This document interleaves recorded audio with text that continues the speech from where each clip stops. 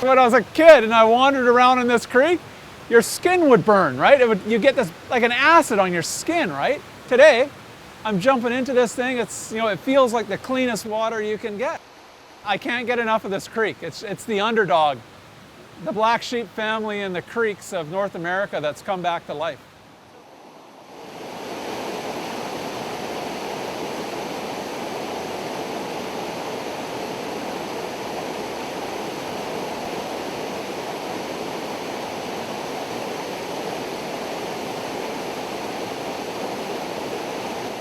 My name's John Buchanan. I've lived in Squamish pretty much all my life. We moved here from Ocean Falls when I was 3 years old, and we started up the local newspaper, the Squamish Citizen, so I kind of grew up in the newspaper industry. Later on in life, when I started getting interested in the environment, mucking about in rivers and creeks, I guess there's always that inquisitive part of me, right? I always wanted to know a little bit more. I'm always after the story. That newspaper background has always affected me in my life, no matter what I do. So whenever I go out, even when I'm going out to film a creek, I'm a reporter in the water interviewing the fish. I want to know their story. I want to know their take on things. I'm a tradesman. I work in the steel trades, have been working in the rail industry for quite a long time. Worked for BC Rail, Via Rail now.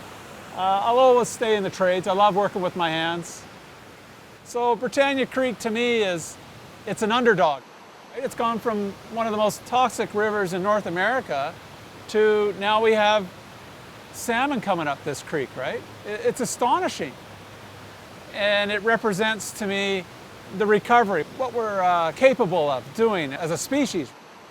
A few years back, I think it was 2010, I discovered fish in the creek, right? I was like, holy crap. It was pretty exciting. In the following year, when the pinks came in, it was a rainy day. All the rivers were really dirty, and this one always stayed really clean. And I decided to come down to do some filming. And, I couldn't believe it. There's this huge salmon came in front of me. I'm like, oh, I almost fell over. I was in the creek every day after that, right? You couldn't stop me. And it looked like the pink run came back. The salmon came back to the creek. And so ever since then, it's been increasing for species. Right now I come in and I hit all the pools all the way up, and I go back home later and I count them.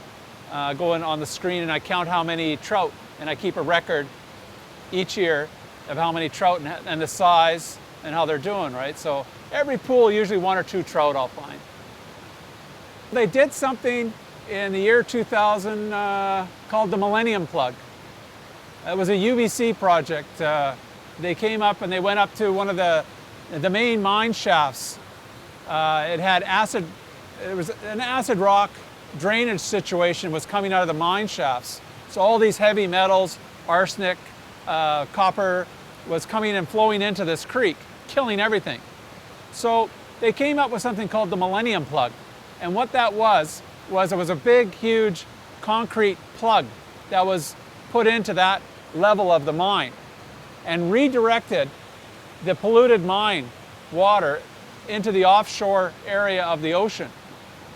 And since then, company EPCOR has come in and they run a facility which treats that water before it gets discharged into the ocean.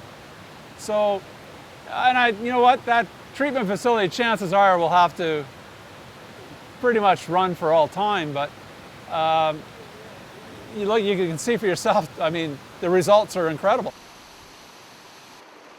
There's a bit of a cycle that I run through. This time of year, I start on the spawning salmon.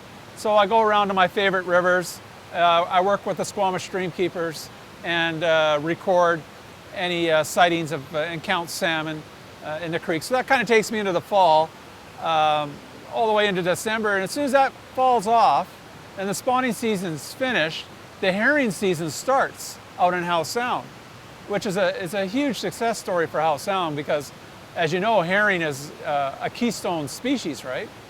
for the last few years, I take my boat out, and then I spend all my time in Howe Sound surveying where the herring spawn is in Howe Sound and how that recovery is happening.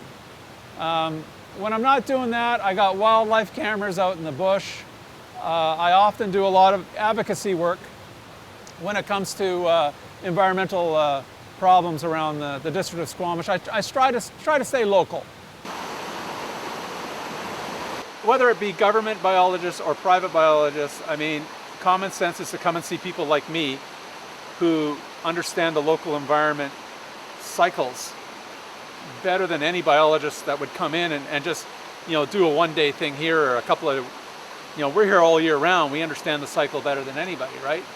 And I've done it for such a long time now that I can tell when I show up to look for herring spawn on a particular day and if it's not there, I get worried. I'm going, whoa, something's wrong here, right?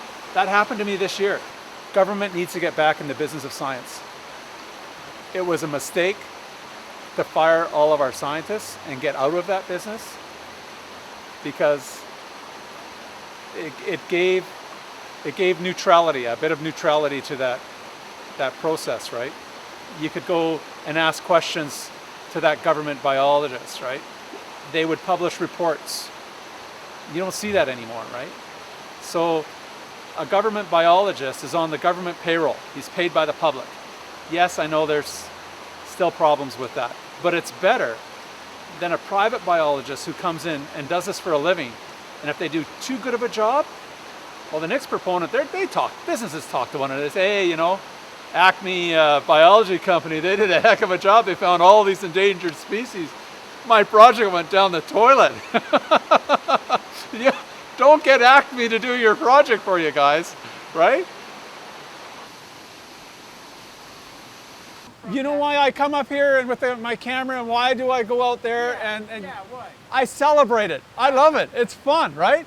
I'm doing that, I'm recording it because every time I do it, it's a celebration for me. I go out and I celebrate life.